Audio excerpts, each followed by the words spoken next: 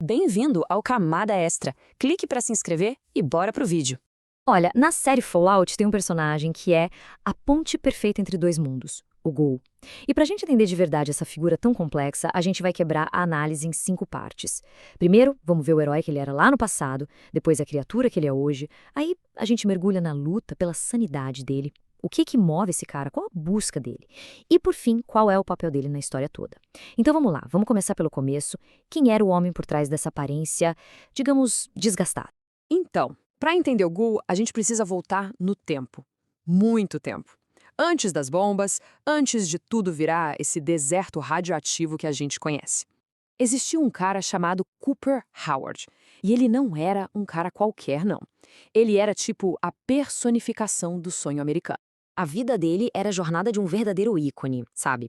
Primeiro, ele estoura como ator de Hollywood, um astro. Depois, ele vai para o serviço militar e volta como herói de guerra.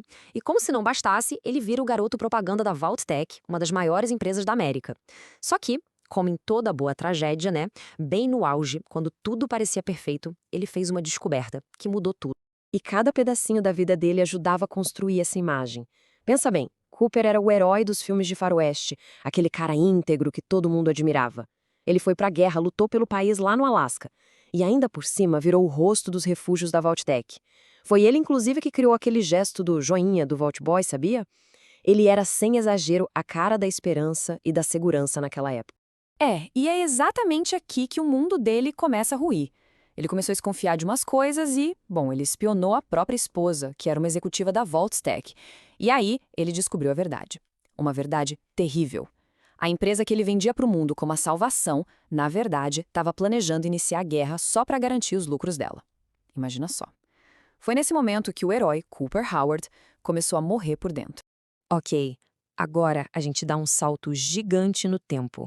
Vamos avançar para o presente da série. 200 anos depois. Aquele herói, esquece. Ele não existe mais. No lugar dele agora tem uma criatura. Alguém que foi moldado pela radiação e pela brutalidade sem fim da Wasteland. 200 anos. Mais de 200 anos. É difícil até de processar, né?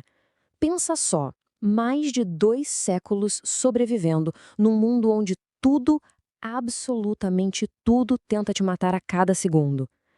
É claro que esse tempo todo o transformou em outra coisa. Algo completamente diferente. E a diferença? Nossa, é da água pro vinho.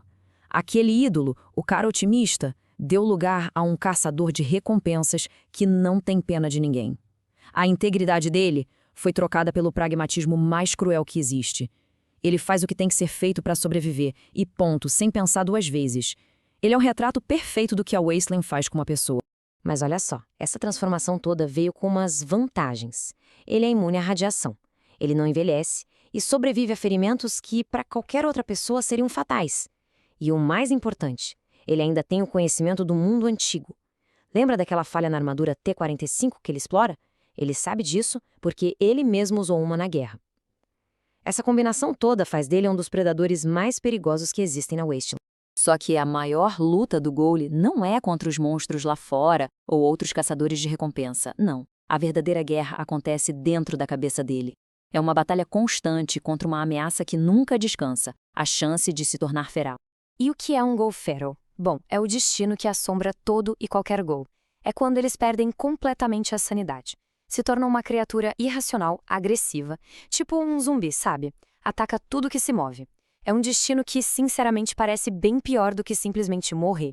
E o pior é que o caminho para virar um Feral é assustadoramente simples. Tudo gira em torno daquele soro amarelo que ele vive usando.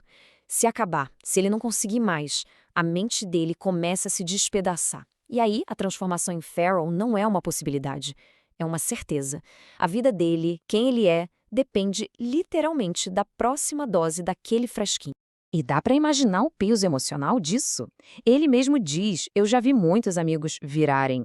Ele carrega nas costas a memória de todo mundo que ele viu se perder para essa degeneração.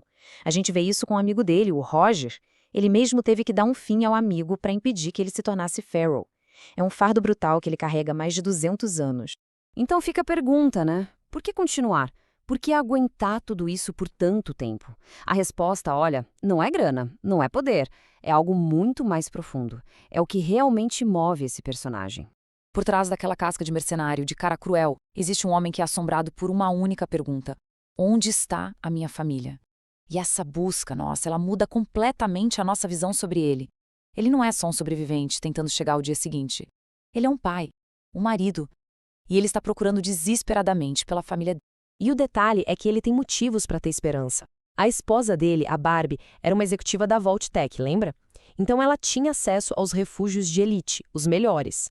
A esperança dele é que ela e a filha Jenny possam ter sobrevivido em criogênia esse tempo todo. E as pistas que ele encontra pelo caminho estão levando ele para uma direção bem específica, para New Vegas. Para fechar, vamos dar um passo para trás e olhar o quadro geral. Qual é a função do Ghoul na história? Porque ele não é só um personagem legal. Ele é uma peça fundamental na narrativa. Ele funciona como um espelho, sabe? Um espelho que reflete a verdade nua e crua do mundo de Fallout. A função dele fica super clara quando a gente compara ele com a Lucy.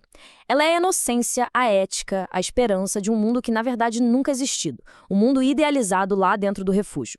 Já o Ghoul, ele é a realidade brutal da Wasteland. Ele é a lição em pessoa.